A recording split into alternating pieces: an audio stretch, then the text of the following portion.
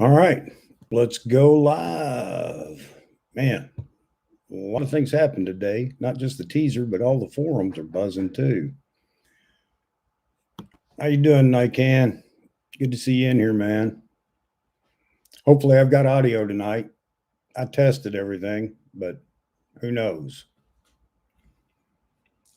Had a lot of people drop comments and send messages saying they were ready for this live stream tonight, that they were going to join in. They wanted to chat, but uh-oh, we dropped you, I think.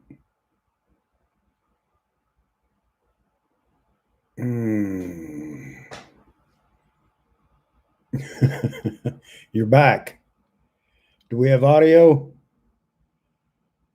I've double checked everything, but there's no guarantee as soon as you go live. It's one of the things about live streaming, I guess.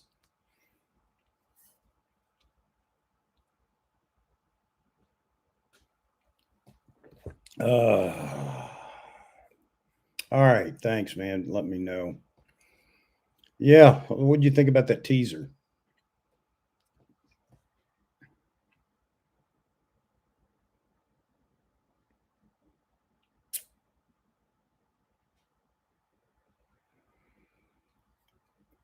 So I've got to be honest. I watched the teaser, and for the first few seconds, I'm thinking, really? This is it?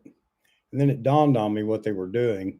It dawned on me what the camera was doing. And okay, it doesn't show us everything, but as I've tried to state over in Nikon rumors in the forum, I mean, we can't expect Nikon to put everything into the four teasers. Not just because of the time restraint, 120 seconds to review a camera and show every possible piece of tech that's in this, but also um, they need to save something for the big reveal tomorrow. And I expect that, we're going to see a lot more. We're going to get all the behind the scenes information that is kind of alluded to in the teasers. And I expect that it is going to live up to the hype. But man, you can get some people in there that make you doubt sometimes. I really have to step back and say, whoa, whoa, whoa, whoa. Well, let's just hang on a minute. I just took a few minutes and skimmed through Tony's video on the Z9. So, of course, he has to sprinkle everything with doubt and his, expertise.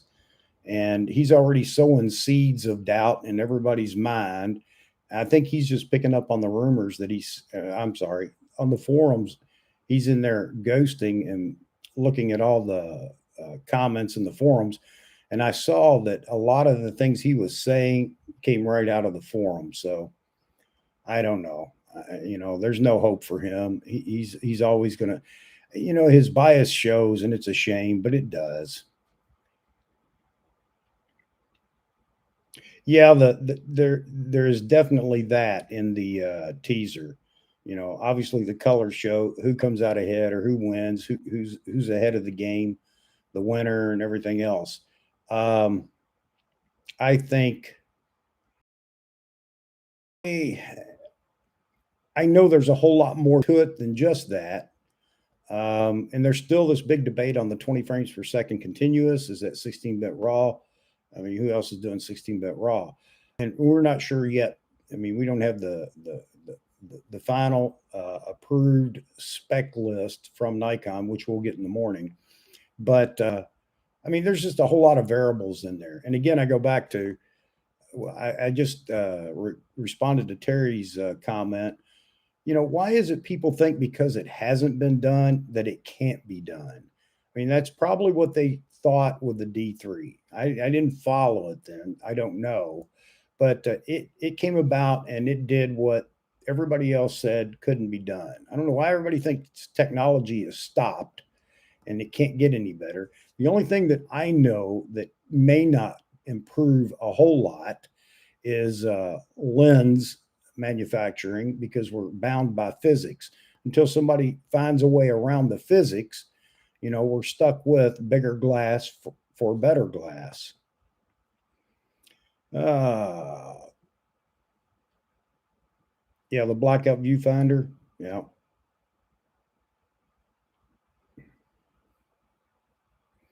Yeah.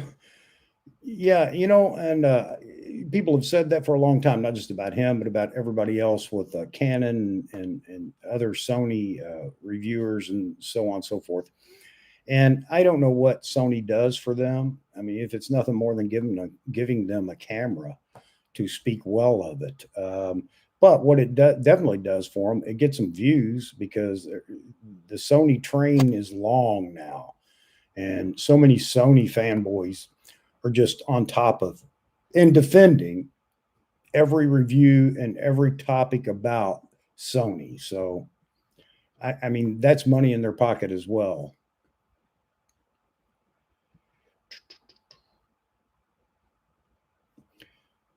Hey, Zone, good to see you in here. Nikon needs to stop outsourcing their sensor manufacturing. Man, this has been a topic of debate for a long time, and I'm sure no expert on it.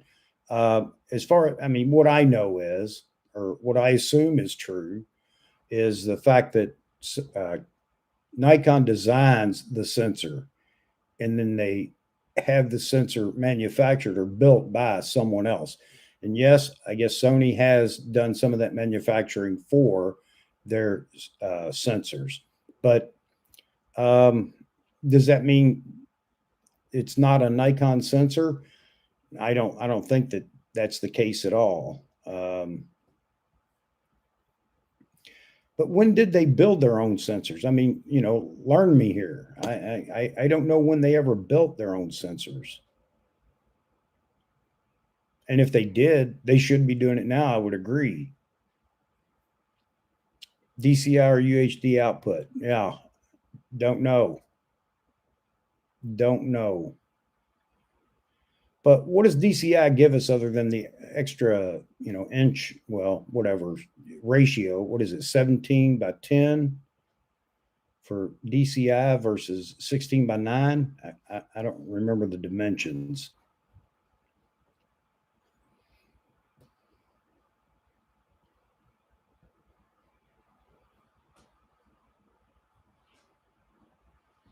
Yeah, I heard the same thing. Tower Jazz, or at least that's the big retort to the Sony manufactured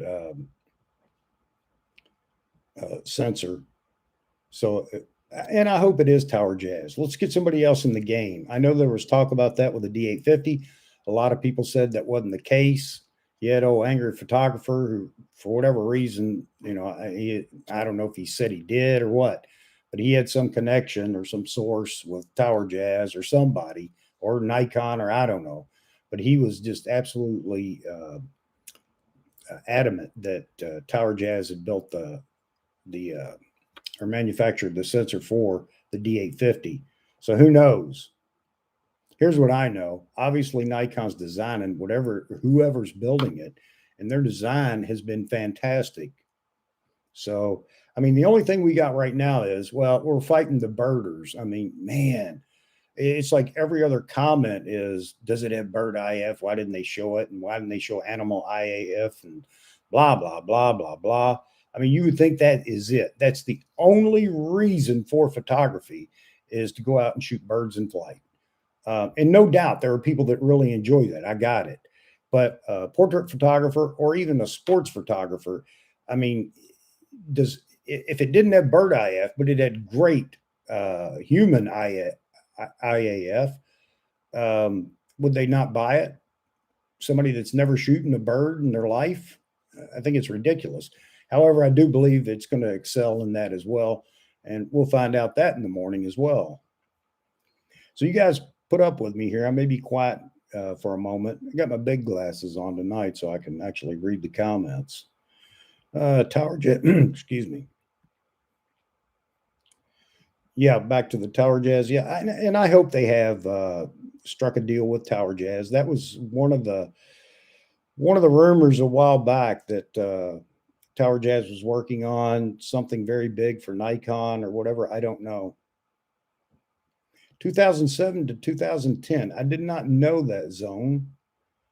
I did not know that. That's something I got to research now. Ah, yeah, yeah, yeah. Gotcha, on the multilingual subtitles. Okay. Okay. So, I mean, is that basically it? I mean, I know it's a wider format, but and it'd be great if it is DCI. It would be absolutely fantastic. Do you think? I mean, that would be a good bragging point too. Obviously, um, not for us to brag about it, but to shut up the shills, for Sony and Canon. My dog does something your dog doesn't do. I like Tony's response, trying to compare the R3 and the Z9, and then the A1, and I mean, let's face it, he's definitely a fanboy, a Sony fanboy now. He has been for the last 4 years, 5 years, and he still has a great love in his heart for Canon, and he tolerates Nikon as if he's non-biased. No, not buying it for a minute.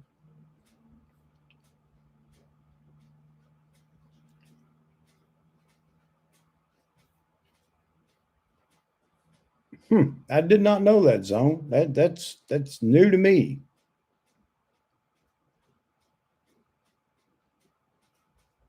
I mean, that's one of the issues now, as you state, Nikon.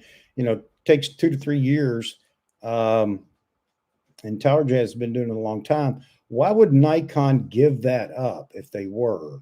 I mean, was it because it wasn't lucrative, or I mean, why would they give that up if they were in fact? And I'm not doubting you. I'm just asking some questions.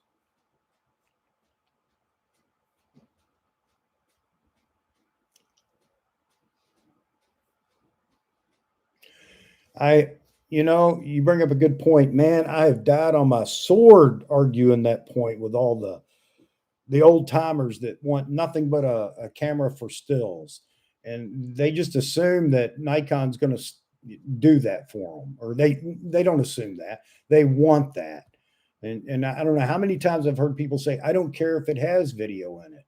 Well, even though you're not going to use it, hey, one of the big things about having video in the camera is it's selling cameras.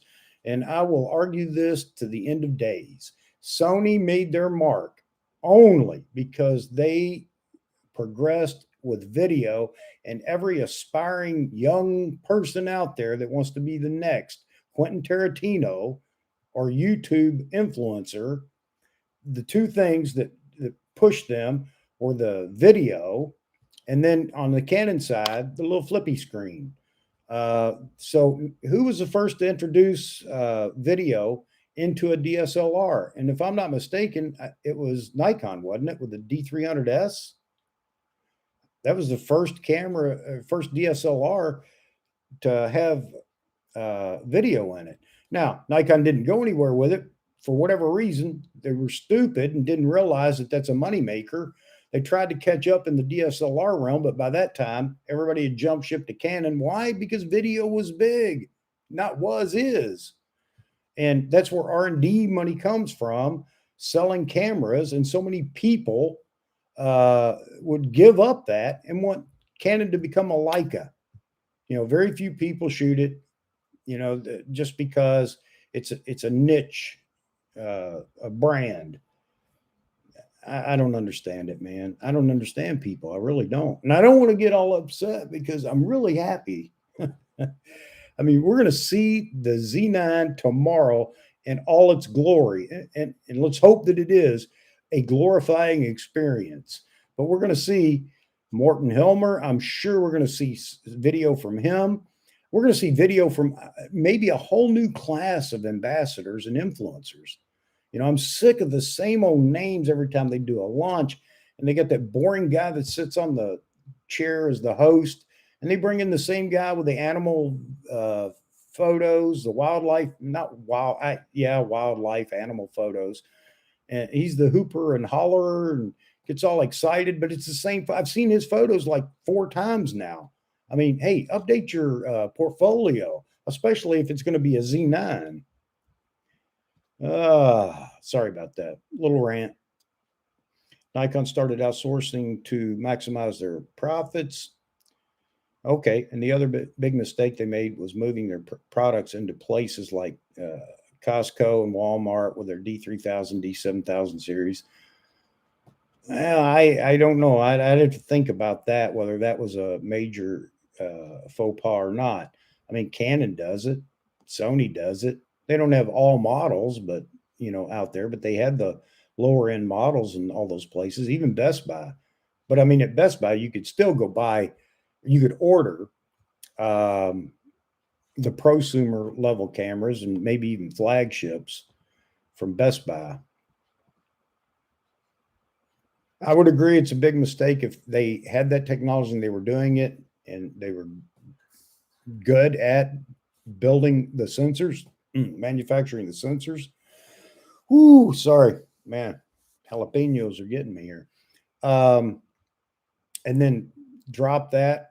So well, I guess Sony doesn't, because Sony's manufacturing sensors for a whole lot of stuff, not just their cameras. So I guess it's a money maker for them.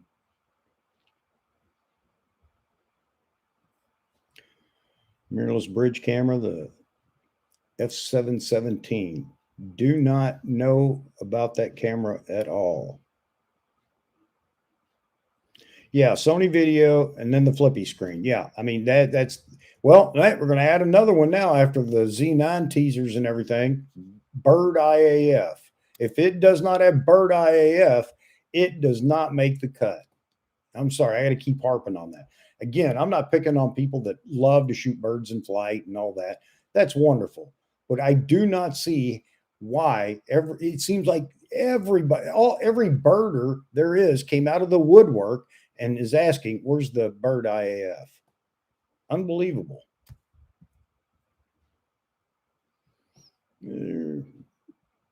Shot with it for about 6 years. I mean, was it a good camera?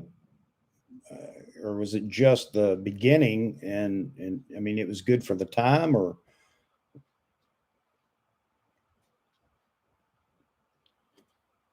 yeah. D90. You're right. D90.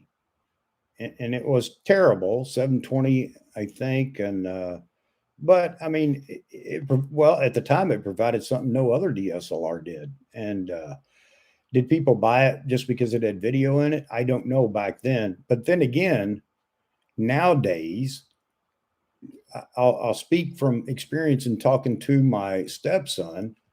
None of his generation watches TV at all anymore. They watch everything on their phone, iPad, or laptop. And it opened the door for every person in the world to become a YouTuber. And I mean, let's face it, YouTube is huge. Every time something breaks in the house, I get on YouTube. How do you fix the refrigerator? And bam, there's a video. So video is here to stay, whether anybody likes it or not. And the better video is going to get the bigger sales. Whether they use all the video capabilities doesn't matter. It is a sales point. I mean, it's a marketing point to sell cameras. And Nikon just would not bite the bullet and go that way. They tried to with the latter DSLRs, as you know, and it was okay.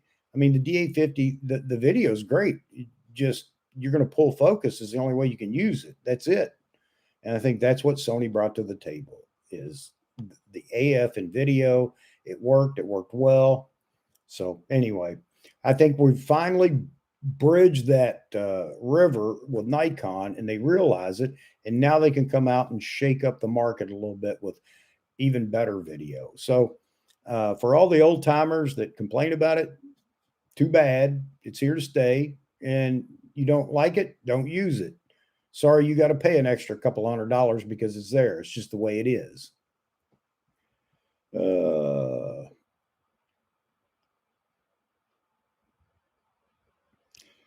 Nikon pre-orders for the Z9 now in parts of Europe. So it has opened up already. I mean, I guess a lot of these places realize the writing's on the wall. It's going to drop in the morning.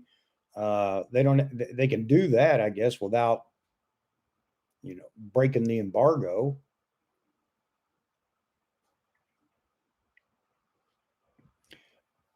Zone, what are you talking about?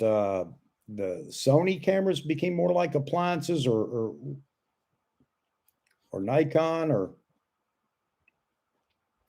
yeah, I think everybody fell behind. Not everybody. Well, yeah, everybody did fall behind on mirrorless. On mirrorless, uh, 4/3, APS-C, and full frame. They all fell behind. Sony saw that opening in the market, and I'll admit I made fun of them when they first started. I mean, the camera body is what it is today. Really, they finally got smart and put a little thumb grip or finger grip on it. Um, but I made fun of them too. I didn't think they were going to go anywhere.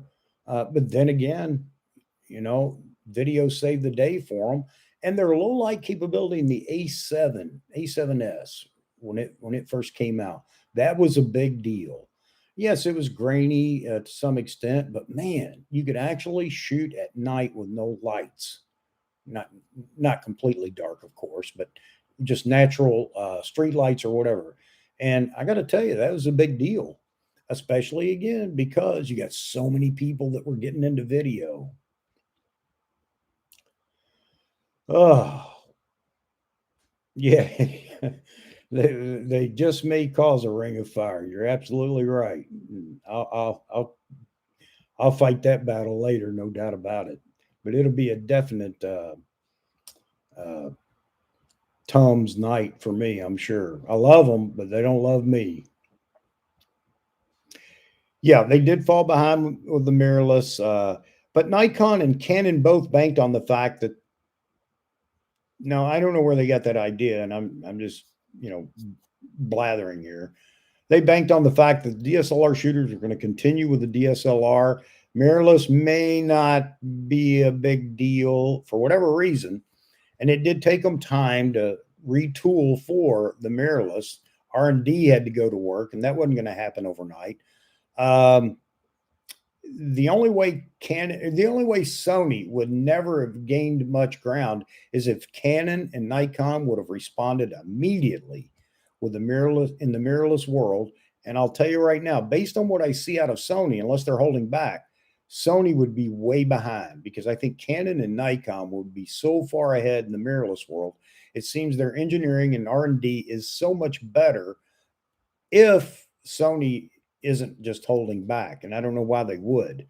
But we all said that too when Sony grabbed 100% market share. We laughed like, well, what's their competition? There are no other mirrorless cameras out there in that category. So, yeah, and made the statement that, well, get ready because they're going to lose some market share, and everybody interpreted that as they're going to fold. No, I don't mean that, but you let the big two get in there, Nikon and Canon, and they're going to lose some market share, and they have. And if Canon and Nikon continue down the path with mirrorless tech as they're moving here, then Sony's just going to continue to lose market share.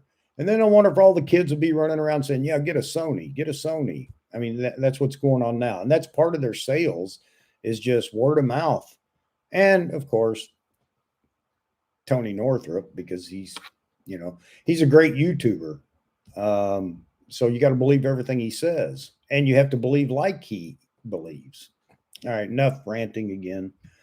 Prefer my 8K 85-inch TV watching sports. Don't like watching sports on my phone or tab. I don't either.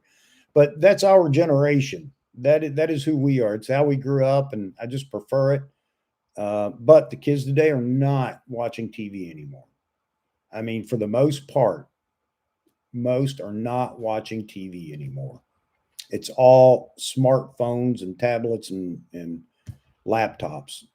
So, because I can ask some of these kids, or they're not kids, but the friends of my stepson, about a TV show or something, and they're lost. They don't know because they don't watch TV anymore. They just watch what they want on their little social media platforms. All right. Nikon outsourcing uh, sensor production has some real advantages. They can move easily, fast to the next tech. Yeah.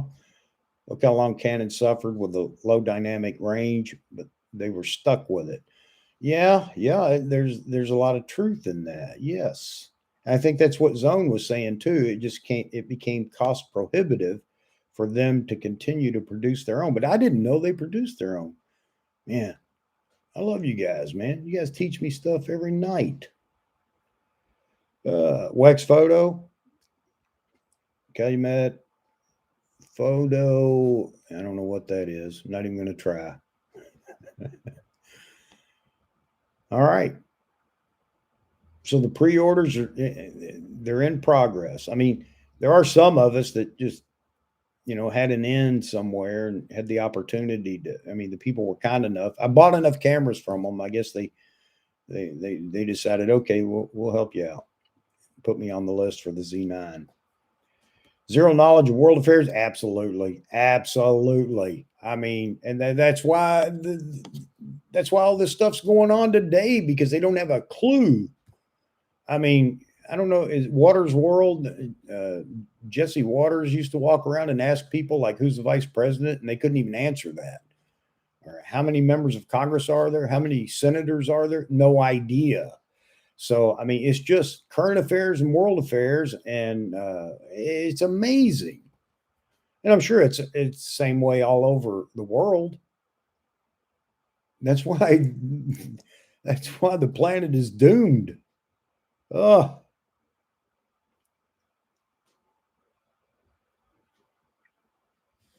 yeah, I know Canon build their own chips.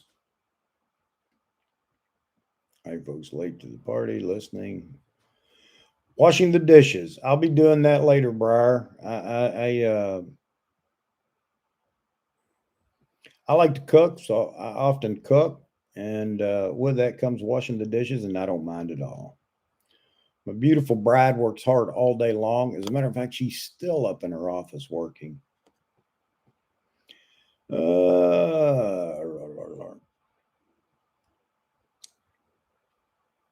No, I haven't heard one peep about the cost of the 1 to 400. I mean, a rumor type peep. Of course, everybody's speculating and they're all over the place, but I don't know. I haven't heard anything, and I'm hoping it may sound crazy, but I'd like to see it fall around the $2,500 mark. That makes it reachable even right away. So, well, you're lucky, Nikan. You are absolutely lucky because in America, our youth has given up. They have given up. They're all about woke and the new social movement. It's ridiculous.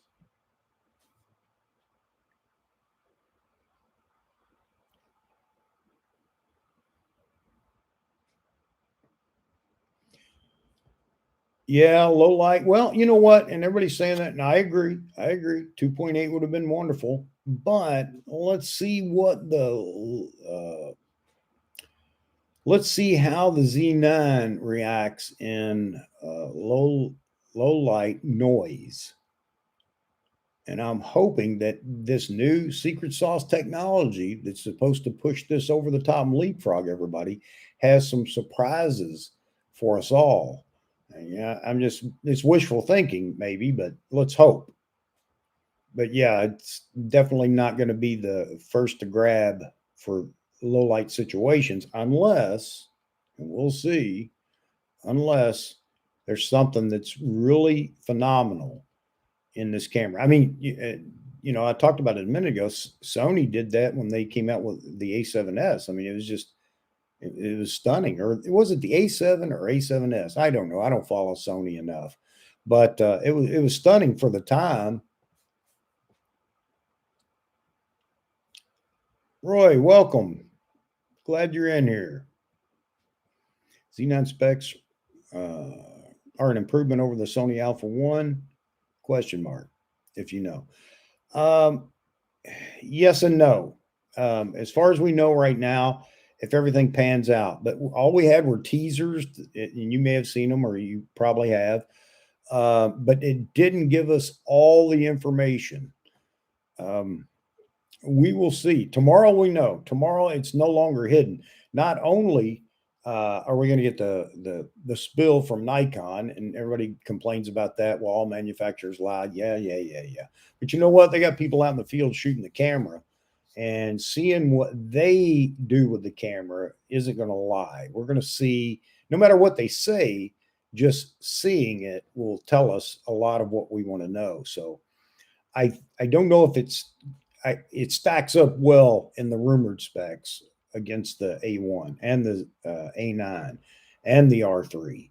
The question is will it live up to those rumored specs? And I suppose that it will.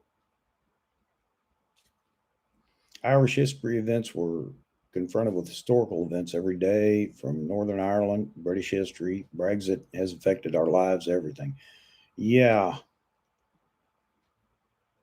I'm surprised that the younger generation there doesn't want to bury their head in the sand with all that's gone on and going on, because that's exactly what happened here in America. They don't want to know. No, no, no, no, no, no, no. All I want to do is go kick a can or play baseball or go ride the bike or go work out. They don't want to hear anything negative anymore, and that's what scares me. Hey, you're welcome, Roy. I can't give you any more than that. These guys will chime in and give you their opinion on it. But I think with the rumored specs, it stacks up extremely well against all those cameras. Um, but again, tomorrow we get to see what the autofocus is like, how responsive the tracking, see how responsive the tracking is. If it's exactly like we saw in the teasers, it's a game changer. You know, combine that with the blackout free EVF, and man, you know, it's going to be a monster. And at 45 megapixel, yeah, the A1's 50 megapixel, but the R3 is only what, 24 megapixel.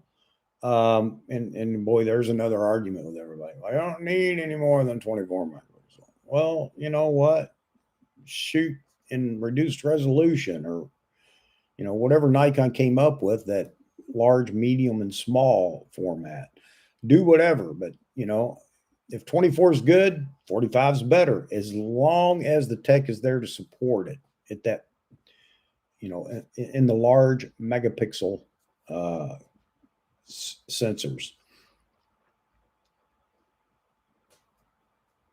Yeah, see, Nikon, that's the question though. We know what 30 frames per second is in the A1, but we don't know about the uh, Z9.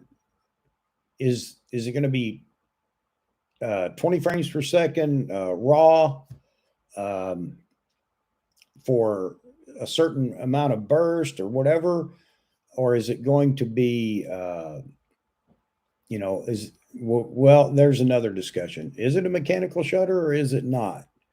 You know, we'll have to wait and see. But with an electronic, and if it's just an electronic uh, shutter, man, then there is some secret sauce going on, because I can't imagine them putting out a camera that's going to have all the problems with the electronic shutter poses under light, artificial light, and everything else. So it's going to be interesting. Again, we got to wait till tomorrow and see.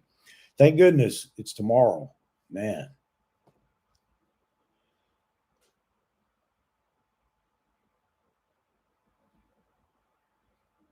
The Sony uncompressed raw 20 frames per second, same as the Z9, but with a smaller buffer. Okay. Well, and you know what? You just reminded me of something. We're all talking about the sensor. We're talking about the other specs, like how many frames per second, video, 8K, 8K 24, uh, 25, 30, 60, or 50, 60, or whatever. Um, but what we haven't talked about is what's the motor in this thing that's driving all this information? Is it the XP6, XP6? They just put two, or they put a third one in there, or a fourth one in there, or is there a new processor that goes well above? And that's going to be my guess right there. I think that's the ace in the hole that we get tomorrow, is what kind of processor is running this? Because let's face it, the processor is the frames per second, the autofocus, the everything to be able to move that data read and move. So I'm curious to know what kind of process, what kind of processor it's got. What's the big engine in there? I mean, are they running a four banger or do we have an elephant motor? A big Hemi. I don't know. Can't tell. I'm kind of a car guy. Ah, yes, I agree, Roy. And you know what? There ain't anything we can do about it now. Either we failed bringing them up, or society itself took over raising them and turned them into these whatever they are today. I can't say that about all young people, but I mean, as a whole, yeah. I mean, we're doomed. We're doomed. Ah. Yeah, exactly. The battery life. I agree with you. And you shooting the D6, of course, I mean, I shot with the D5, but I never had a problem with batteries. I mean, shooting motocross all day long, probably 2 to 3,000 images, and still never had a problem with the battery. Now, is that going to be different when we're talking about video and a lot of video in the camera? Is that going to? It's got to draw a whole lot more than just the stills, but especially with that. Um, LCD screen in the back, if it's left on when you're shooting, it will be if you're shooting video, which is another interesting thing. Are we going to be able to record in camera and to an external device? It'd be nice to be able to do both. Expensive, but nice. R3 24 megs, 30 frames per second, and overheating in 8K. I didn't think it had 8K, the R3. And yes, and again, the buffer rate on the Z9 is going to be interesting. Again, these are things that we're going to finally get tomorrow. And man, I can't wait because a lot of the naysayers are banking on the fact that they didn't get it in the teaser, therefore it doesn't exist. Amazing how stupid people can be. And back to that buffer rate.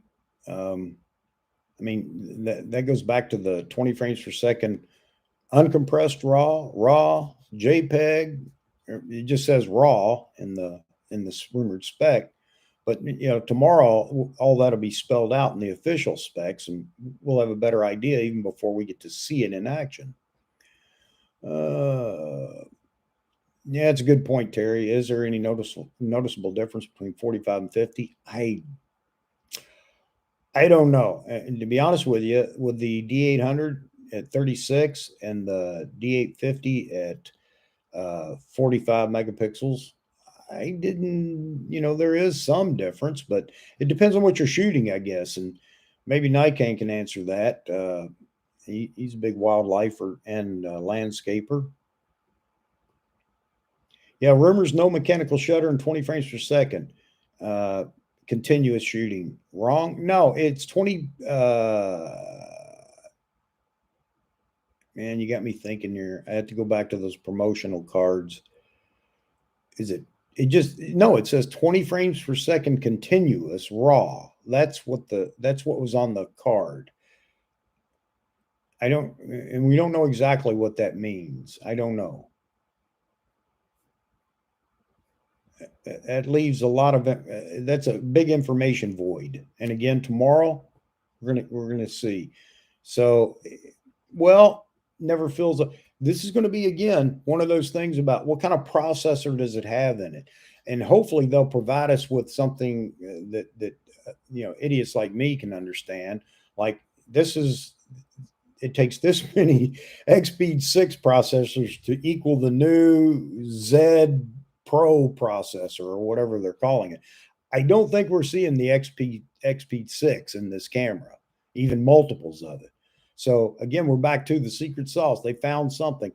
And I'm hoping I'm right, but if Nikon's banking on the fact that this is going to surpass everybody, there's a lot of information we don't know yet.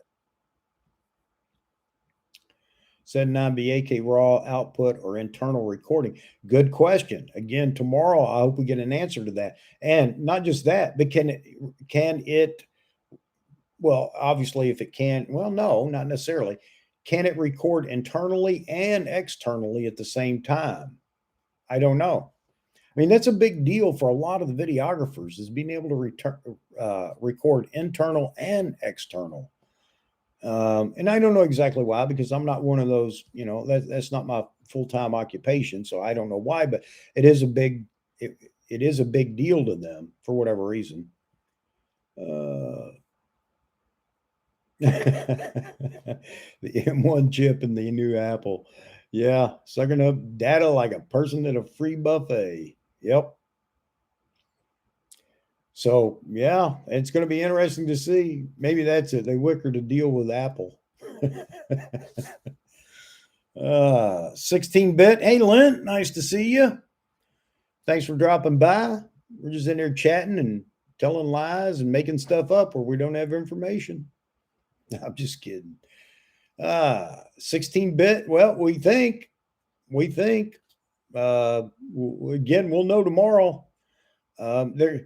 There's been so much discussion about the A9. I mean, everybody's covered every nook and cranny of what some of these specs mean. The teasers.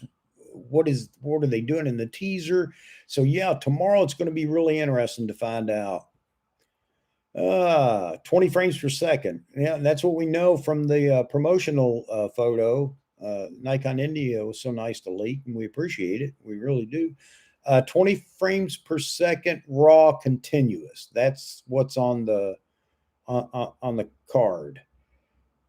We don't know any more than that. We don't know what exactly it means yet. So we're still waiting. And then we come to the 120 frames per second, the oddity, the thing that's just thrown in there is like, okay, 120, 4K 120, being able to pull stills from the 120 frames per second video, or is it some reduced image size or crop or something that allows for 120 frames per second shooting? I don't know. It sounds almost absurd to say that you will be able to dumb the camera down enough to shoot 120 frames per second. But again, Nikon said this, the rumor from a source that I guess had their hands on the camera with the Nikon reps all over them, said that this camera is going to surpass everything on the market. That would definitely be something. You talking about jumping through hoops.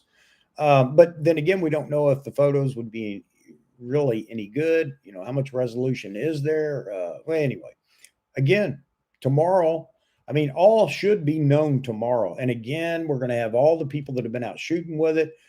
And yes, they're going to share their bias, of course, because they've been invited to sit and talk and show and whatever.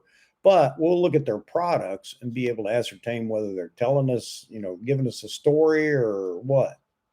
That's what I'm looking forward to, is seeing all the video from the shoots they've done and all the images and everything else. Said the other day, we heard that 20-second burst, and we saw in the teaser, the IAF tracking box on the long jumper's eye. And the big thing is where are the images? I want to see 20 images that show me, every one of them was spot on. So, if they achieve that, then they've already surpassed most. And the Sony people argue and say, no, not so. Sony never misses focus. Well, that's not true. And if this one, if we see 20 frames that are all in focus, the box stayed on the subject and everything else, we still have to take that with a grain of salt. Does it do that every time, or does it do it most of the time, or whatever? So anyway, I'm rambling again. You guys stop me when I start doing that stuff. Yeah, 20 frames per second, full raw or small raw. I almost have to believe it's going to be full uncompressed raw images. Otherwise, we start to lower our love for the camera. If too many things get compromised, then all of a sudden it's like, it's a letdown. Still a monster camera, but it'll be a letdown because we're all hoping for the absolute monster capability.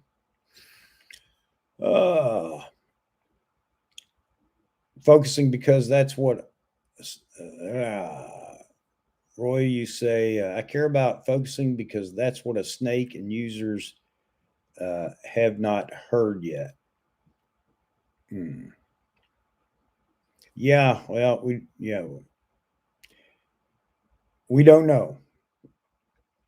Hey, but on one high note for Tony, and it's just the one that I can think of, he did talk about, he analyzed the third teaser, and he believes that it wasn't post, that it actually is what the camera is doing. I don't know. I'm just throwing it out there. One bright spot in the thunderstorm that he brought tonight, talking about the Z9. He doesn't want to hear anything he's going to top his beloved Sony, because he just believes that's it. The end is near, and Sony will be the only camera out there because they're the only ones that can build a camera. All right. D850, great, but there's much room for improvement. Absolutely. It's probably one of it goes in the Hall of Fame as one of the best DSLRs built, no doubt about it, for everything that it does. And it's rugged. So yeah. And tomorrow we should see the improvement. Now, the D850 isn't on par with the D6. It wasn't with my D5 in some respects. For action photography and sports photography, it was capable, but it was a far cry short of the D single digits. Excuse me. And jalapenos are whipping me.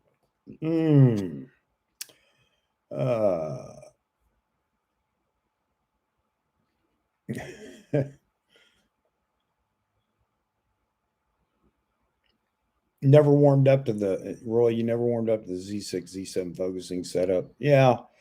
Well, and that's a good point too, because a lot of people after the fact, well after the fact, found ways around, or at least to make it better. But you're right. It was the first foray into mirrorless for Nikon, and I still believe if it had two slots in it, not that I really cared, but if it had two slots in it when it came out, that the reviews would have been much better.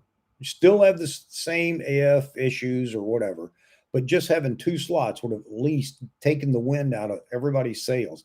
But you notice Canon didn't get a lot of flack. It got a little bit, but not a lot of flack over the 2-card slot, or single card slot. I'm sorry.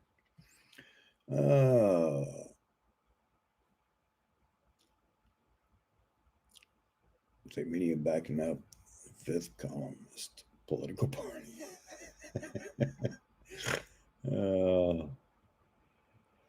Heard 120 frames per second was either 6 or 11 megs. Yeah, I'd heard the 11 meg too, but I don't know, buddy. I don't know.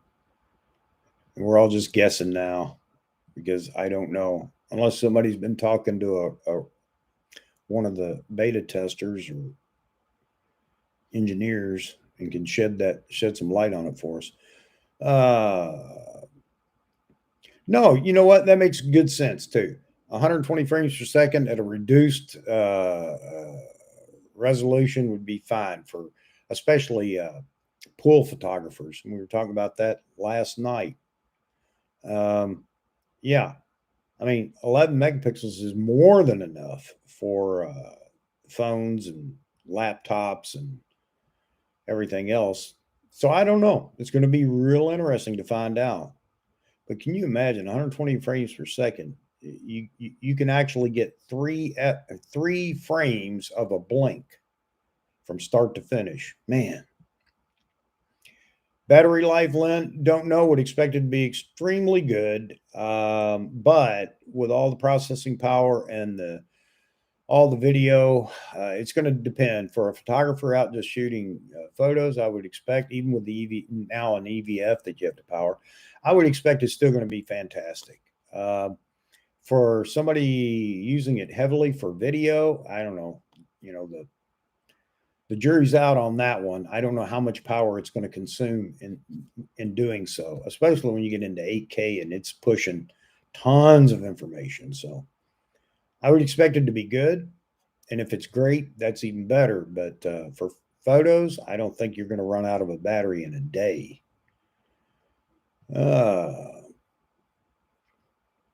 Yeah, exactly. It's going to be a game changer. Even if it isn't completely, it's going to be a game changer in certain aspects. Just the amount of data that it can move. That alone is going to be a game changer. And again, I go back to the fact that, AF is clearly tied to the processing power.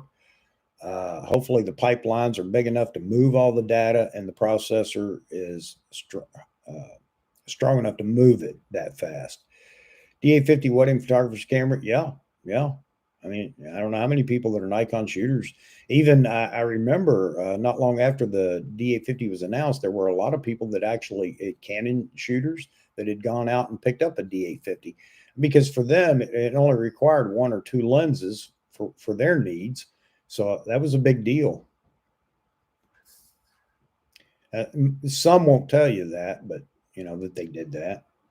I also remember Canon folks jumping across the bridge and picking up the old 14 to 24 2.8G. And a lot of those did actually let people know that that's what they had done. And Canon soon caught up. Hey, Mike, good to see you. Nice to drop in. Thank you so much. Curious about the Z9 little brother. Okay, yes, that's fun. We can speculate all night. I can tell you my, well, not theory or whatever, but let's see. Yes. Okay, so you're actually talking about the crop sensor with the flagship. And we talked about this last night, or at least I did. With the D3, you had the D700. And you also had, and that was the start of it really. And you also soon had the D300. So we're going down the list. D4, you had the D800. And the closest equivalent we can come to is a D7000, or I can come to. And I know there were variations of all these cameras I'm talking about. With the D5, you had the D850. But with the D5, they shocked us all and announced the D500 with the D5. So you already had the D850, D5, and then the D5 comes along with the D500.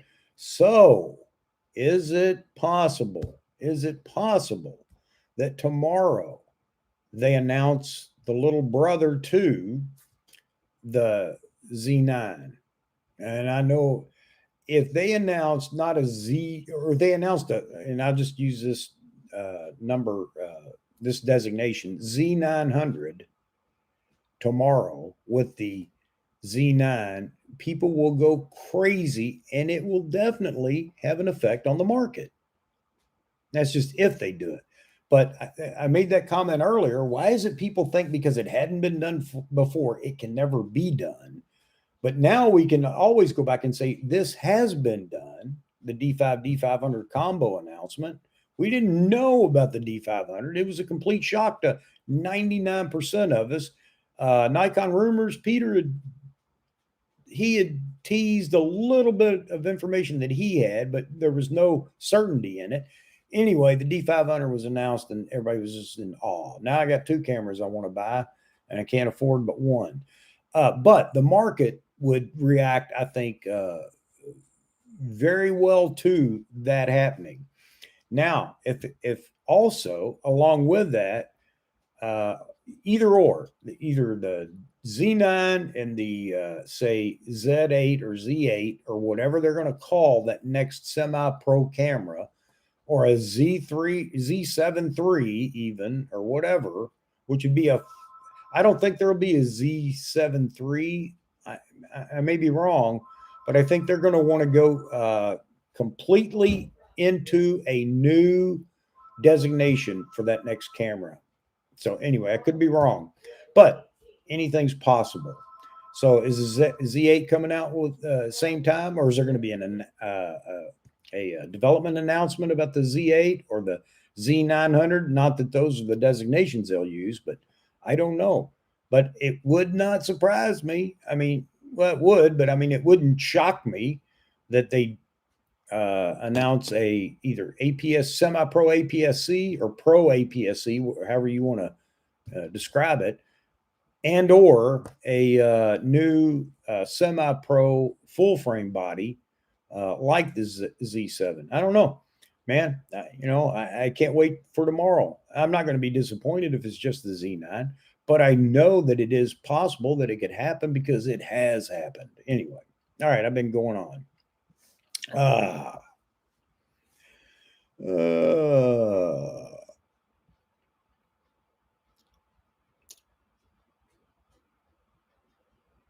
Okay. Tuned in before 8 a.m. Yeah, I think I'm gonna go live in the morning. For those of you that want to come and hang out while it's going on. I'm trying to figure out how I can get the feed here and just throw a little box up in the corner.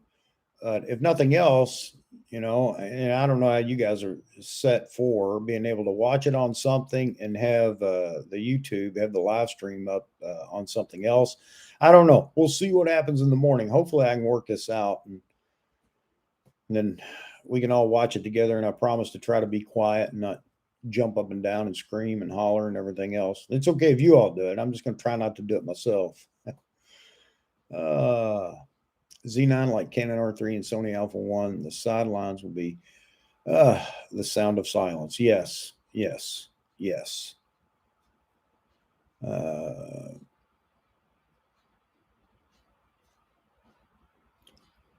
11 megapixel would be just fine. Yeah, absolutely. When I did, I keep saying this, my great claim to fame, but it was such a joy to do it. Shooting motocross, they had a press box that you could go in, connect, hook to send photos. Now, unfortunately for me, I was shooting for something so small that wasn't something I needed. But yeah, being able to drop those images immediately. Hey, Tarp, how you doing tonight?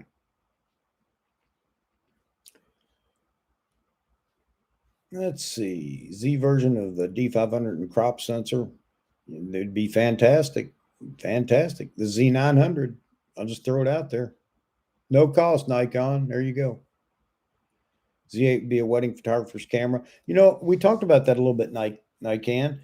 Now, the price point is going to be different, obviously. However, as we talked about it, the price point came in at some ridiculous amount. And Tony was trying to say, if they price it too low, people won't take it serious. What are you, crazy? You out of your mind? It would outsell everything. A flagship for something around $54.99. Are you kidding me? People will skip their car payment to get that. Now, I don't recommend doing that, but I mean, it's the truth, and you know it. $54.99 is not that much over $3,500.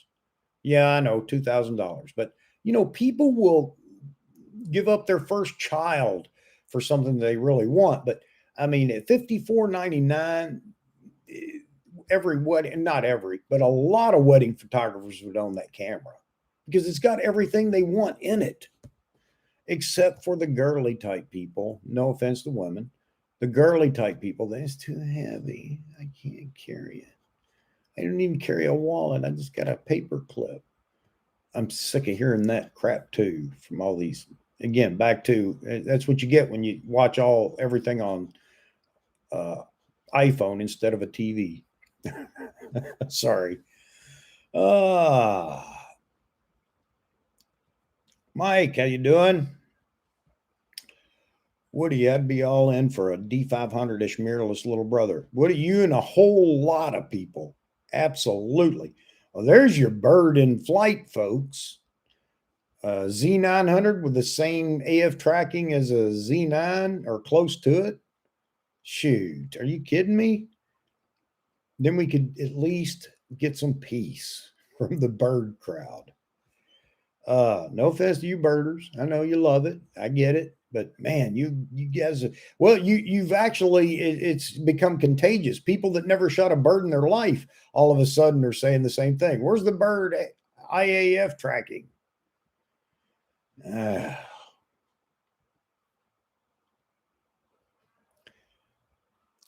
Heard the Nikon event on Instagram, Facebook, and YouTube. You mean the well,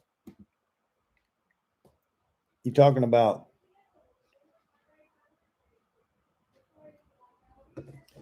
What are you talking about, Chuck? You don't know. You're lost. You talking about that? Is that backwards to you all? You see how dumb I am? It's backwards on my screen. Maybe it flipped again when it gets to you. The magic of TV. So the countdown continues. What are we down to now?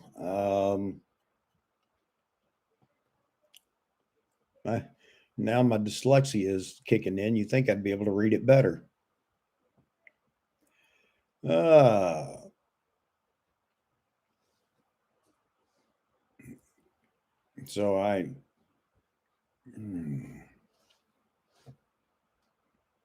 yeah, there you go. Good point.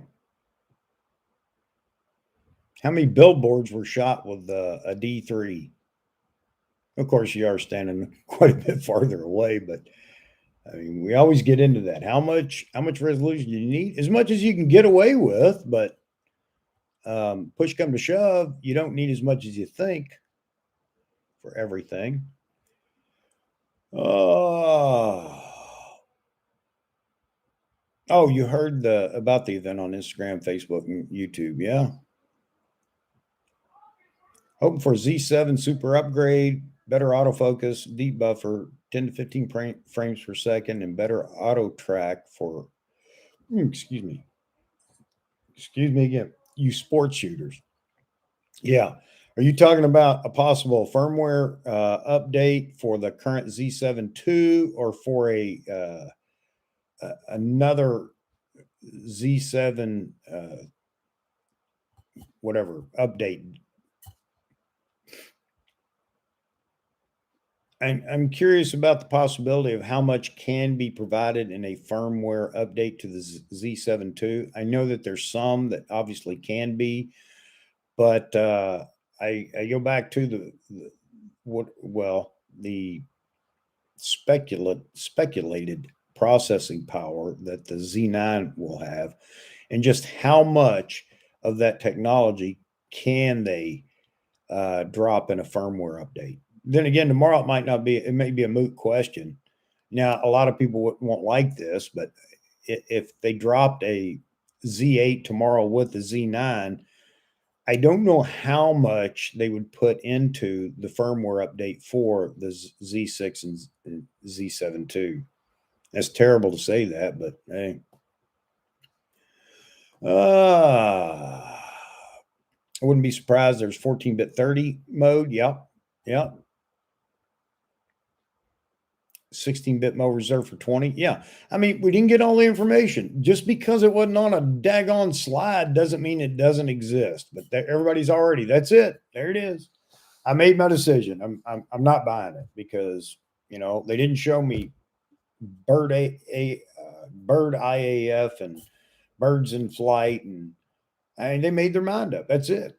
Now I know they don't mean it, but that's what children do, I guess. Is, well, if I can't have it all right now, I don't want it at all. But I'll take it tomorrow when you give it to me. Sorry, I'm being so, I don't know, the angry photographer tonight. I mean, and I do it to myself because I go read all those stupid comments and I'm thinking, oh, please. My head's just shaking the whole time. No, you didn't really say that or ask that. And there's a difference between wanting information and just being a pest. So, Briar, you'd consider it at $54.99. That's what I'm saying, brother. Is, no matter what Goofy Tony says, well, then Nikon won't do that because it'll come across as an inferior camera. No, inferior specs will come across as an inferior camera. a super camera at a lower price is not going to be, no, can't buy it. It doesn't cost enough. Sorry. I don't care how good it is. It can't be good enough because it costs less. What a stupid statement to make. Oh. And if Nikon really wants to knock it out of the park, then that's what they're going to do. The rumor said going to be cheaper than the D6. Or, no, the price would be different or something. I can't remember. One of you guys probably remember that quote in the rumors, but in a good way. I mean, I don't know. Even at $59.99, I'm a happy camper. But at $54.99, I'm an extremely happy camper. And again, I'm happy for Nikon. They bit the bullet. They have really moved to capture some more market share, because I'm telling you, the for this camera anyway, I think that the wait list is going to be long. But at that price point, man, that wait list triples. All right, let me get off my podium here for a minute.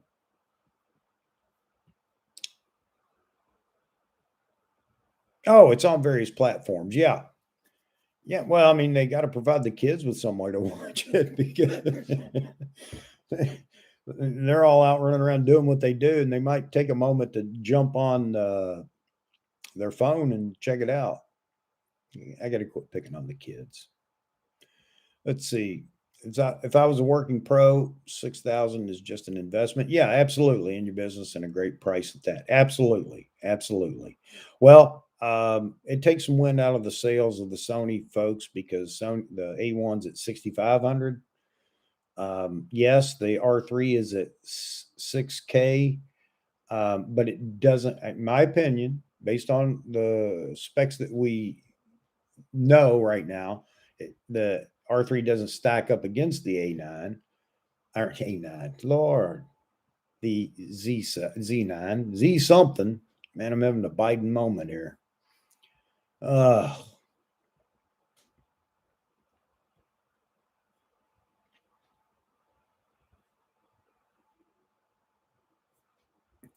Yeah, man, 54.99.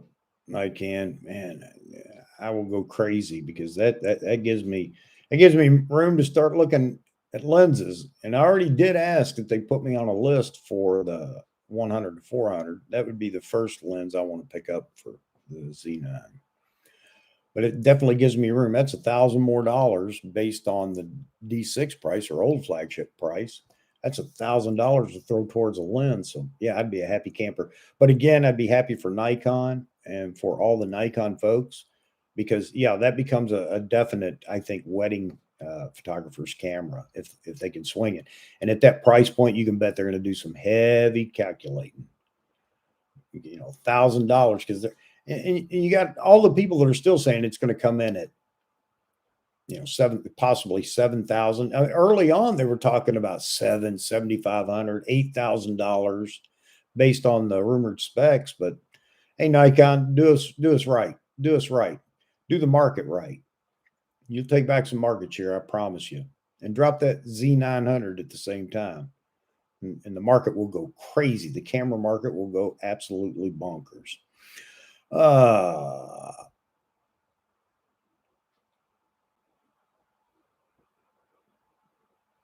Yeah, the Z8. Well, wait till tomorrow and see. You can bet there's a question coming up from the gallery about when will we see the next semi-pro, or they may just say Z8 or whatever. That question is going to come up, because a whole lot of people are waiting for that. Because typically everybody expects this to be the typical flagship moment. It's going to come out at 64.99, which is definitely out of the ballpark for a lot of people. And even working pros like wedding photographers and such, whether they want it or not. But anyway, it's just far enough outside the stretch that they can't consider it. So they want to know, when is the affordable Z9 going to come out? And But man, go back to 54.99 and it makes people do, I don't know. I might be able to flicker this. All right.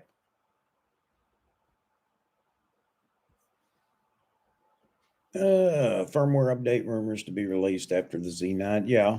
Yep. Yep. I mean, what do you think? What do you guys think? What do you think that firmware update will include for the Z7, Z6 II? I just have to believe that the technology that's gone into the Z9, I could be completely wrong tomorrow, but I have to believe that the newer technology, or I keep saying it, but the secret sauce they found in the Z9 is not just related to software. Yes, software is part of it, and we'll see tomorrow. I think it'd be great if they could just mimic the same autofocus and tracking in the Z7 II and Z6 II that's in the Z9. I think it's great, and it would definitely, and that also, of course, it's after the fact, but that also has impact on the market as well. It just won't get any notoriety because any updates that Nikon does just fall by the way. No, influencers don't pick it up and say, "Hey, I need to revise what I said about it." Blah blah blah. No, you don't hear that. So, in that firmware update, it's good for the shooters, and that's why I'd be all for it. But it probably doesn't do much for Nikon in marketing because it just won't get out to anybody.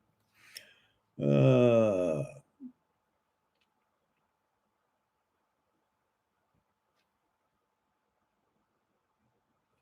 no, you're absolutely right, Briar. I agree with you. At 5.5, you're right. It makes some of the pros think about the possibility of picking up two, I think. And you can jump in there with what you think.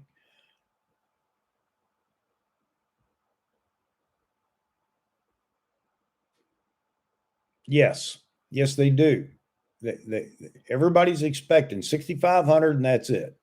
No ifs, ands, or buts about it. And oh, by the way, uh, it might be as much as 7K. I don't know if they think that because they don't want to be hurt hurt when it's announced. I'd like to be more positive and just think that it is going to fall down in the lower end between 54.99 and 59.99. But we'll see tomorrow. Cheaper could be 62.99. We don't know. But I just have a feeling that they're going to shake this up a little bit. I could be wrong, but we'll see. Uh, AF tracking dual processors and that's been brought up since the Z6 and Z7 II were introduced with dual XP 6 processors. Maybe they left room in there knowing that something like this was going to come along, and that is an absolute possibility. Obviously, with the dual processors, it definitely helps with the hardware helps with some of the software, the firmware updates. So, and I hope again, for just Nikon's sake, everybody that's shooting those cameras, it definitely quiet the crowd down. They at least drop their pitchforks and just hold their torches outside Nikon headquarters. If they got something comparable to the competition at that level, that camera level, so and maybe that'll be the case. But they're not going to do anything to distract their Z9 announcement tomorrow, other than the possibility of the Z900. Just kidding.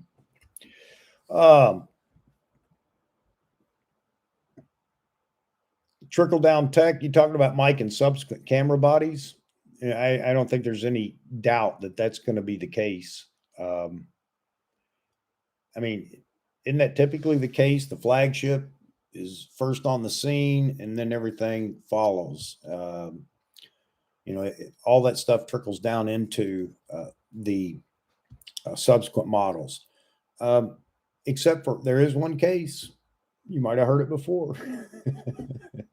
The D5, D500 The AF on both are just fantastic. I mean, that wasn't trickled down really. It was subsequent. You know, it came out at the same time. So holding out all hope that maybe Nikon does that for everybody's benefit. Uh,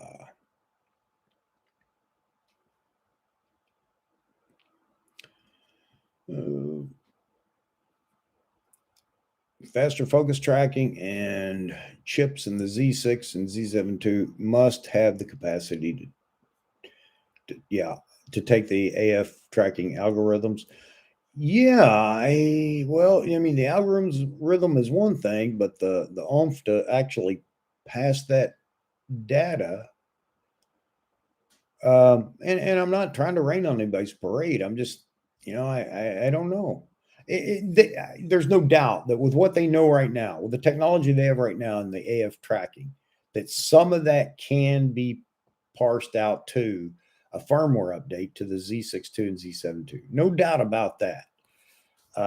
And I do believe they'll do it. Now you got all the naysayers saying, no, that's typical Nikon. Well, if they were a Canon shooter, they say typical Canon or typical Sony, big company making money. They want you to buy. Oh, come on, people, get off that boat. But I believe, and Canon's in a great position, or not Canon, Nikon's in a great position right now. What do you trade for more market share? Cheaper prices, more technology, combination of that and other things. I mean, Nikon's not stupid. They're going to have the due diligence team put together, what makes us more money or what helps us more. And so there may be some of the immediate trickle down in those firmware updates or the firmware update for the Z6 II and Z7 II. I just don't know how far they can go, but no doubt there's going to be something there. I mean, don't listen to me. I'm not a camera engineer, but I'm just thinking common sense here. It's kind of like, here you go, and I'll bore you guys with this. I go to Dunkin' Donuts. I used to go by. It was always late afternoon, early evening. That's when I was going by, and I'd stop and I want to get Boston cream donuts. Anyway, I go. Hey, I'd like to get half a dozen Boston cream donuts. We don't have any. I said, well, it's like 5 o'clock. What time do you guys close? Well, we close at 10 o'clock. Well, aren't you supposed to have things until 10 o'clock? Well, we just run out of those. I said, what do you have? We got jelly donuts and powdered donuts. I said, how many of those you got? And he said, oh, we got plenty of those. Well, maybe here's a thought. Maybe you make more Boston cream and less jelly and powdered donuts. I mean, I'm not a marketing expert, but I'm thinking that maybe that makes you more money than throwing away donuts that didn't sell. Anyway, so Nikon could, do of sorts and look at the market in the long haul. They could look at it as buying back market share, and it doesn't have to cost them an arm and a leg. I don't know how you guys feel about that, but I just think that it is a possibility.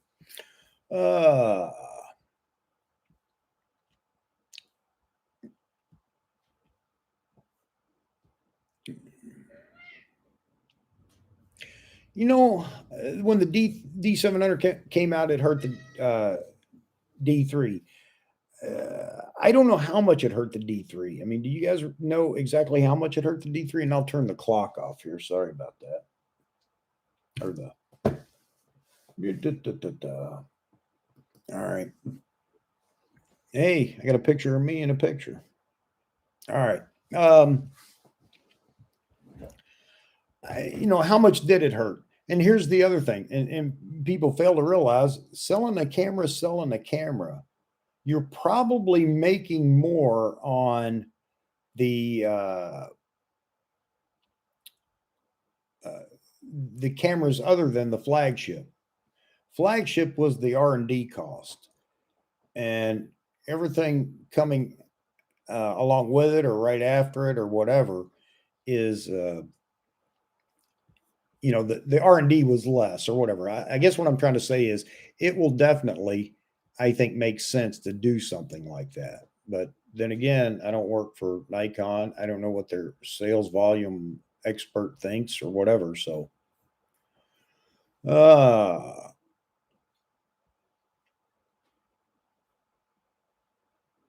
I agree, Mike. I really enjoyed the D700. I shot with it for about a year, and at the time, it was a pretty remarkable camera. Shot a lot of indoor stuff, events, and loved it. Yes, I do believe, along with you, Nikon, that the Z9 will surpass people's expectations. And, I can't wait till in the morning. Can't wait. Uh, I've always thought, and I don't go back as far as you guys maybe, but is in the DSLR world, but I've always thought that too. Nikon's color was always better than Canon and Sony. I mean, Sony just didn't even compete. Now they have gotten better, and Canon wasn't bad, but I always saw Canon in that magenta. I don't know.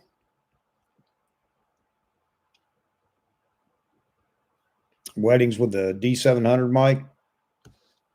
Sorry, I got to have a drink of coffee. Here's to the Z9.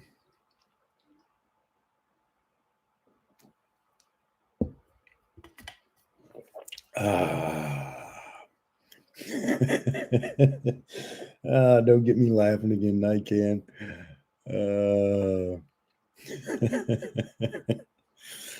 Oh, too funny. So I'm going to use that next time I'm talking to somebody and we get into that conversation about ergonomics and whatnot. I'm gonna use that. I like it. I like it. PlayStation camera. The old PlayStation controller. Oh man. So what do you guys think? I mean,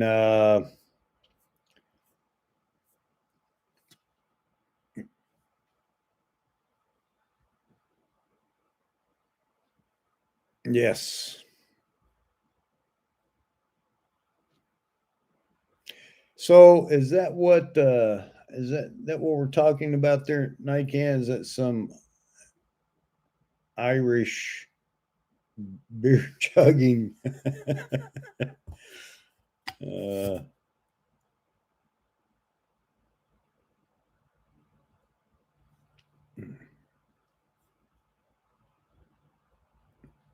yes, exactly, Mike. I am so tired of it. And some guy the other day was telling me they promised, and who is they? You know, I was in the army a long time, and I used to hear that all the time. Well, they said I could. Who's they? They said.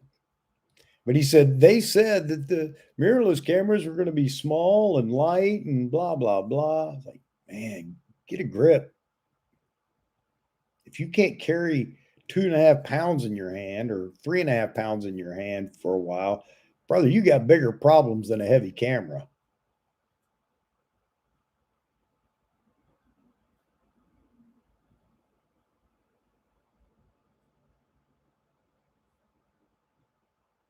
Yes, yes, as we've been saying, man, that 54.99. I know it sounds crazy, but man, oh man, oh man. For those that wait too long, especially the ones that say, well, I'm not going to be a beta tester. Well, you ain't going to get it in your hands for a long time. But I mean, if that's okay with you, then great. But 2 weeks after it comes out and you realize, man, I got to have that. Well, sorry, buddy. Get in line. Yes, this is going to surpass. Um, the orders are definitely going to surpass the initial production run, the initial shipment, and probably into a couple of production runs.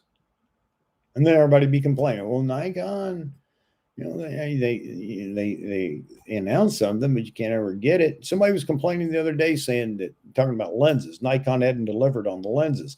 So I went to B&H and another store that I do business with and looked it up. There's only one of the lenses right now that uh, I found was not available.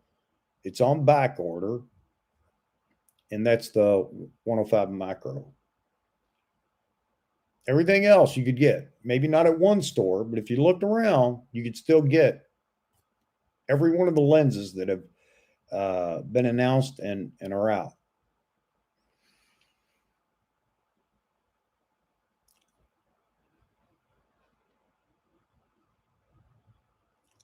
Yeah, I could see that. If you got big hands, the flagships are the way to go for that, if no other reason. And for me, it's just the feel about the camera. I just like it. And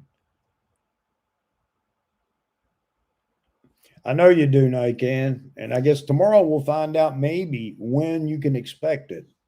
And I hope it's soon for you, buddy. I really do. And the 604, if you're interested in that as well.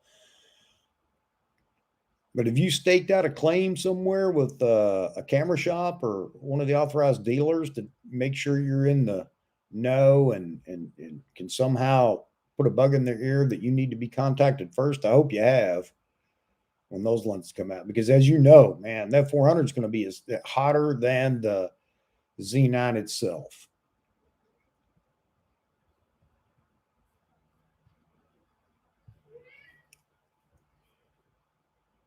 Mike, that's a good question on the time. And we're not going to know until tomorrow when Nikon actually tells us when they hit the shelves.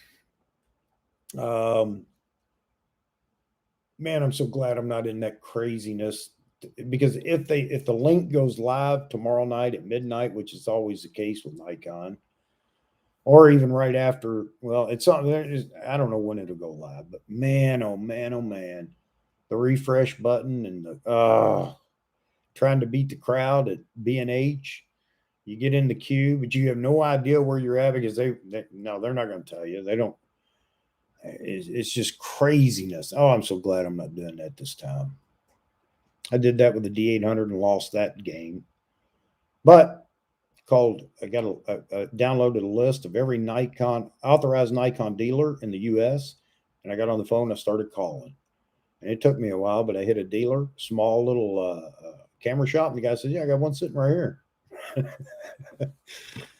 Which shocked me because I was ready just to hang up. But yeah, you can't do that anymore. Too many people got wise to that. But standing in that line, figuratively. So how long will it take? Man, I don't know. It's going to be interesting to see what they did in their first production run and how far they go. And everybody's saying, no, it's only certain people will buy the Z9 or buy a flagship or whatever. I don't know who certain people are, but there's a lot of people out there that aren't working pros that are going to buy the camera as well. So I don't think the first production run is going to fill all the orders. And depending on what shakes out tomorrow in the announcement, it could, like you said, Nikon, the pre-orders could far exceed the production run, the first shipment, and the next even.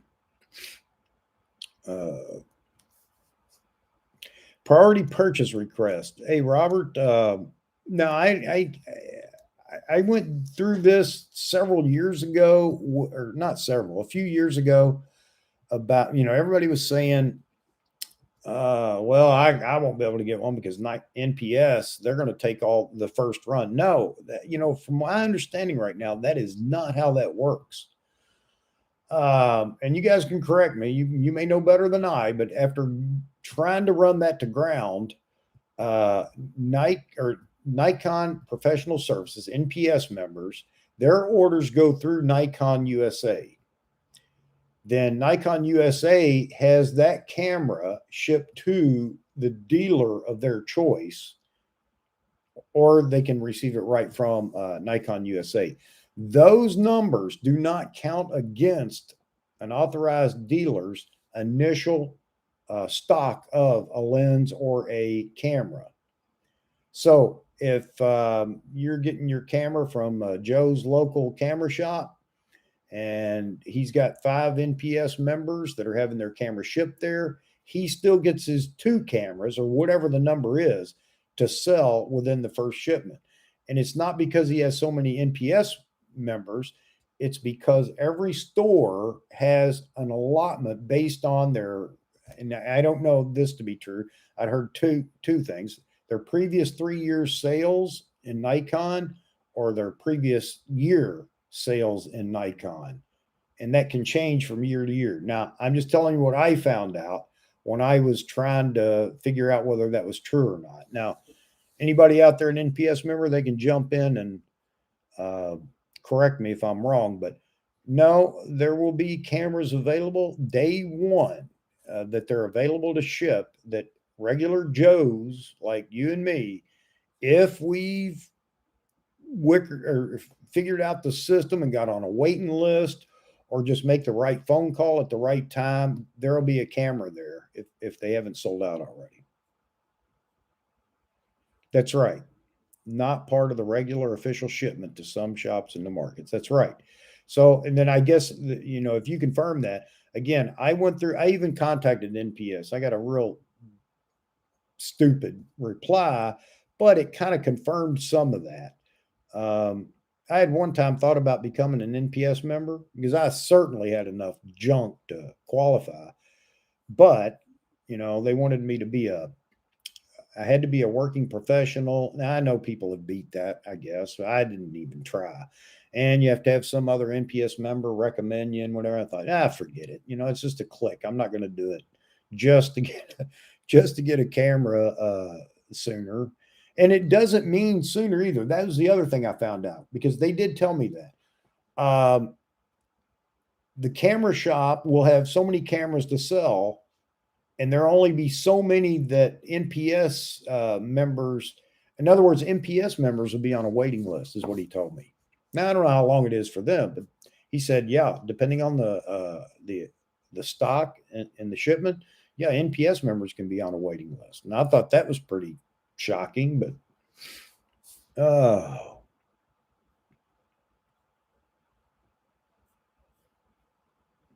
No, you're right, Robert. On you talking about service, yeah, that there is probably the biggest reason to be an NPS member, not to get on the list and get the camera first, but although it helps maybe to be an NPS member on a high demand item, but service, absolutely. And if you're in a position or working as a photographer and you're at big events where Nikon is either they're physically there as well, just like the Olympics, or even through NPS, you can get the loaner cameras, I think, for some of the big events or something like that. I don't know. I'm not an NPS member.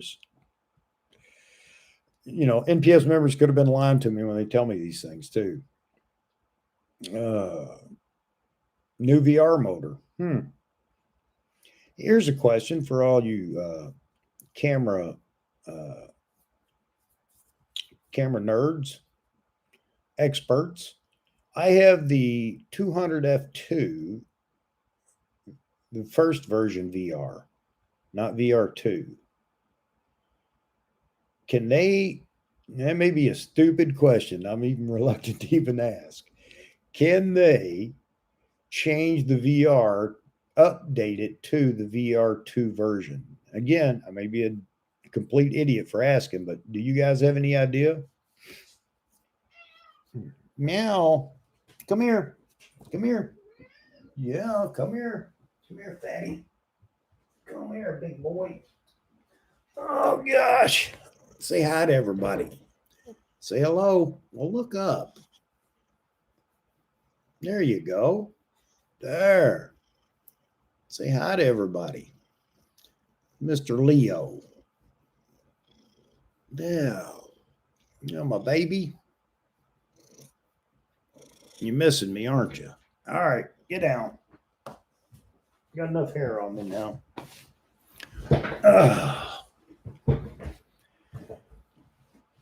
Yes, sir, it is Maine Coon, and he's pushing the limit on the size and weight too. He's a pretty big boy. He's a big baby though, scared of his own shadow. If I was that big in his world, I wouldn't be scared of anything.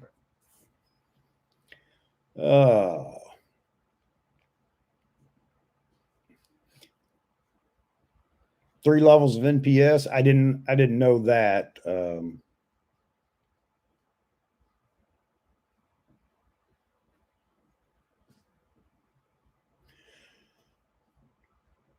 Red Tabby. Yeah, Mr. Leo's he's 11 years old now. Big fat Maine Coon. He's my buddy. He's like a puppy dog. He follows me everywhere.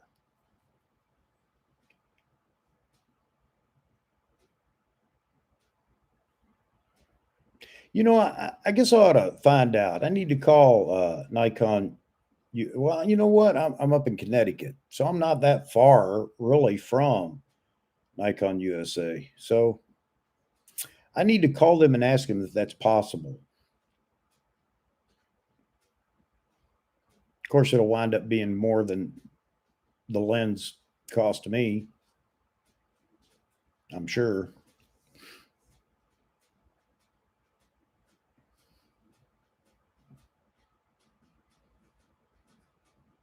Okay, Robert. Yeah, what I was uh, saying about NPS and as far as the orders go and everything else was that's just what I found. That was a few years ago. So I have no idea. And again, I did ask NPS uh, through an email, and they responded with it was a half-hearted response. I don't know. Maybe they were thinking I was trying to cheat the system or something. I don't know. But that's where I learned that NPS is not the end all for sales, I guess. I know it's definitely a big help for um, service. And I guess they have a loaner program if something's in for service and can't be returned immediately. I mean, there are a lot of good things about it.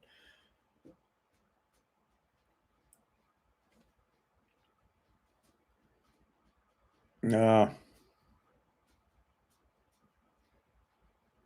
that's a shame, Nican.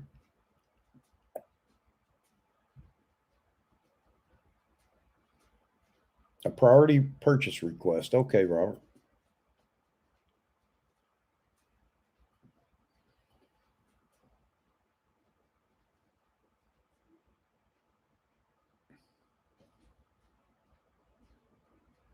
Man, Mike, that's a good question too. Uh, I'll give you my experience with the Z6 II and my 400D, not even a D2. Um, Honestly, it was very much more responsive with the D5, the 400 that I have. The Z6 II, it wasn't too shabby with the FTC. I can't give you an amount of time, but how much different it was, but it was a little bit different. It wasn't quite as snappy with the Z6 II. That's my experience with my lens. I'm sure every lens is going to be a little bit different.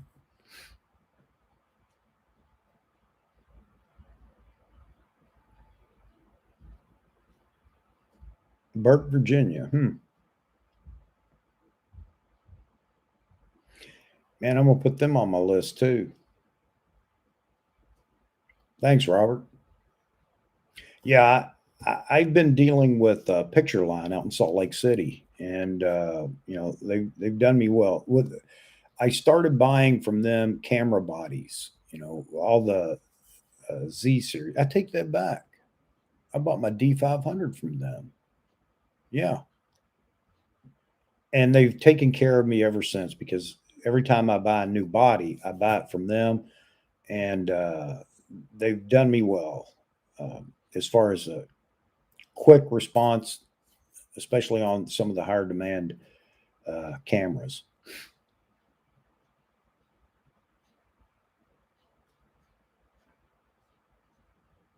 It's supposed to be announced tomorrow night, Ken. The new FTZ Mark II adapter supposed to be tomorrow. I mean, considering what Peter posted over on Nikon Rumors, the 3 packages that would be available, not including lenses, but the Z9 body, the Z9 body with FTZ2 as a bundle, and the FTZ2 alone. Again, actually, they stated Z9 FTZ2 kit. And I'm thinking, kit, man, wait a minute, kit. Is this going to have drop-in ND filters? And then somebody clarified it with bundle. Okay. Just like they did with the Z6 and the Z7 initial run, gave you a cut rate on the reduced price on the FTZ. And it made sense then because, nobody had any lenses for the cameras hardly.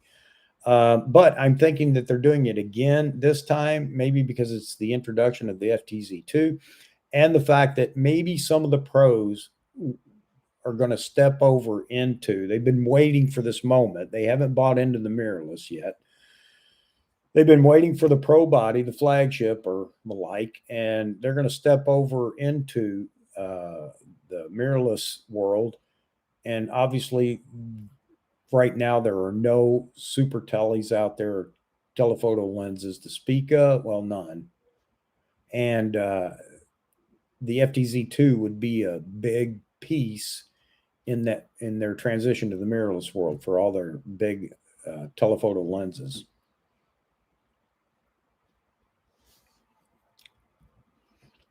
Does Z9 kit have some lenses? I haven't seen that.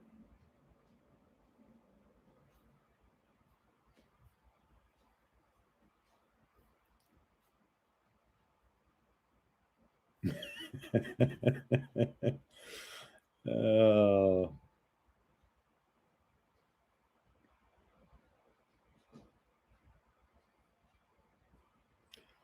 it's got the new global, GPNS or whatever. Hit me with it again, Nikon. The GPS in the Z9. As far as we know, it's there. It's one of the specs.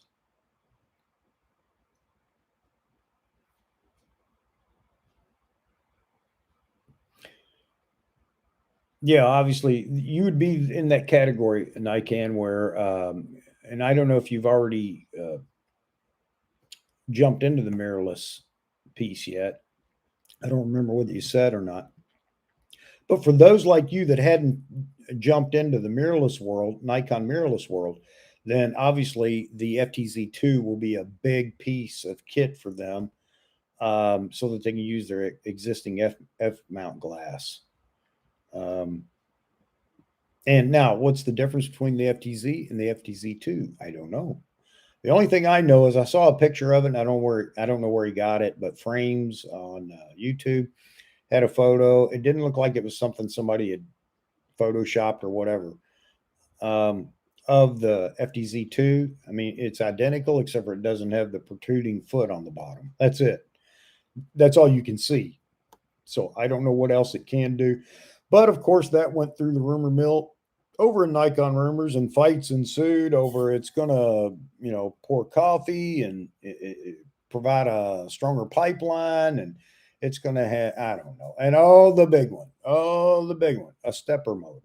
So you can run super slow glass on, on a Nikon Z9. I'm sorry, I got to laugh. I know people are fond of their some of their lenses, but if you got a screw type lens, just keep one DSLR. That would be my recommendation. Yeah, I think for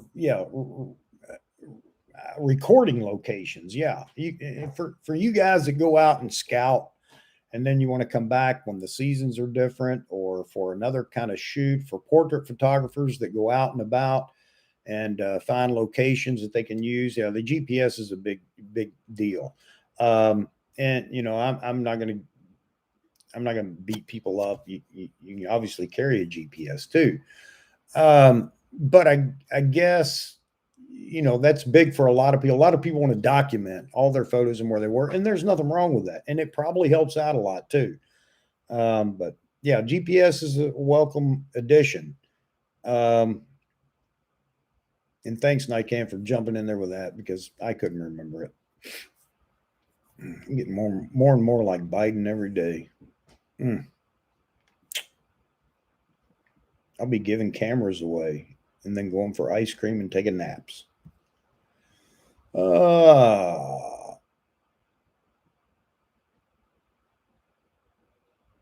Yeah, it's all it could be was rumors, but there were some hopefuls out there. And again, you know what I heard people say? Well, if it doesn't, oh, come on. If it doesn't serve coffee, I'm not getting it because I like coffee. I like a lot of coffee. And if it doesn't do that, I'll get the R5 because I can heat my coffee on the R5.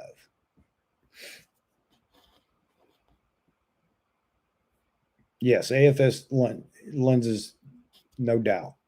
No matter how old they are, I'm guessing, as long as it's an AFS lens.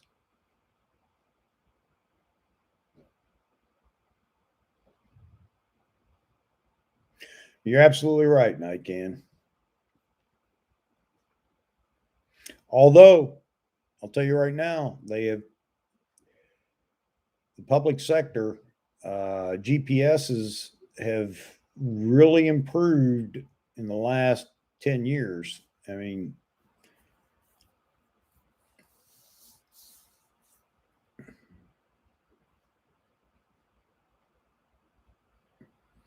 yeah, yeah, Nikon. I don't know if he's controlled by Harris. I did a little joke on Facebook a while back. You want to have some fun? Lock Biden and Harris in a escape room and tell Harris Biden has to read the clues. Can you imagine?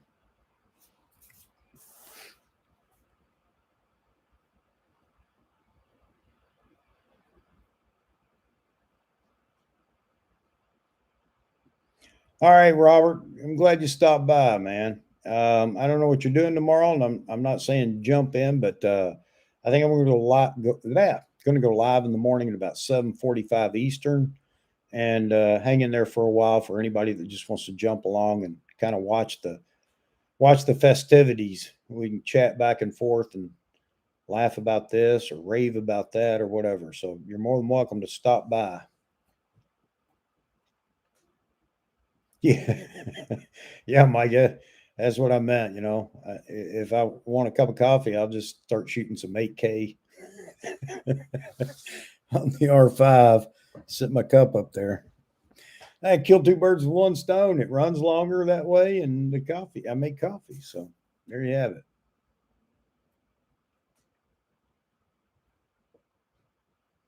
Yes, I can absolutely. Um, and like I said, I really believe that's to benefit those being the flagship. That's to benefit those that want to jump into the mirrorless, and those lenses aren't available in the S variant with the new Z mount. So obviously, you're going to have to use your existing F mount telephotos. So that makes sense. It makes perfect sense. And they ask, well, why would they bundle it? Well, I mean, come on, that's a little common sense there. Because there are people that have been waiting. I know. I talk to one every now and then, and he's reluctant. He's been reluctant to jump over to the mirrorless side. He's a big Nikon shooter, but this could tempt him now that the flagship's out. And again, I go back to price, price, price. Man, tomorrow we're going to find out. We're going to find out.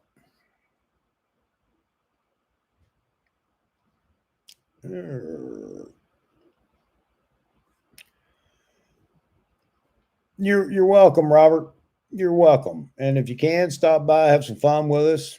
And if you can't, that's okay. Maybe I'll go live tomorrow evening. I know you guys are getting burnt out on it or whatever, but I may. I'm just having fun, folks. I'm just having fun. I hope you guys are too.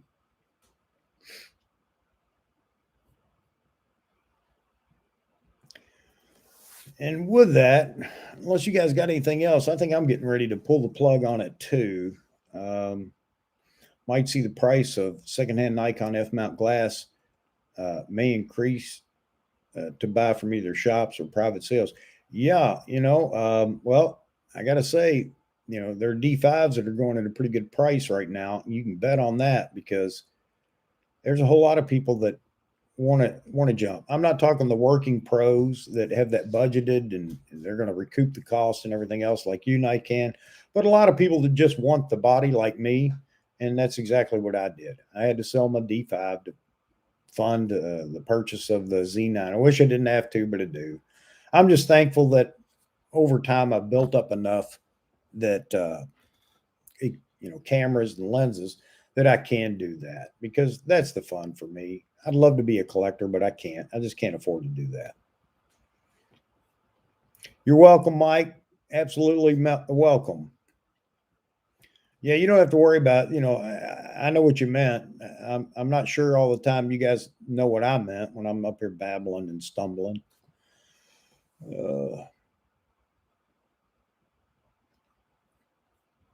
I appreciate all of you stopping by. Everybody stopping by has been fantastic.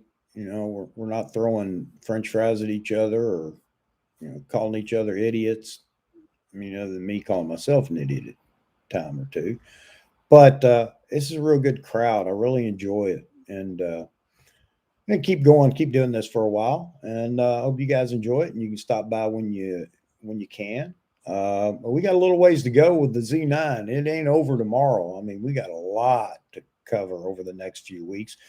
And as soon as that thing's out and in the hands of people, that's going to be enjoyable. So, anyway, I appreciate you guys coming by. I appreciate all the information you shared. Every night I'm learning something else. I did not know about Nikon building their own sensors. It's news to me. It's good. It's good to know. But tomorrow we answer all the questions about the Z9. I think we'll get them all answered. And I think we're all going to be very happy. Positive, think positive. We're going to be very happy with everything. So, all right, folks, I'm going to get out of here. You guys can hang around and chat. I don't know how that works. I guess you can chat for a while if you want, unless you want me to hang around here for anything, and I don't mind doing that either. But otherwise, I'm going to try to get things ready to go so in the morning we can jump in and take the ride. Take the ride.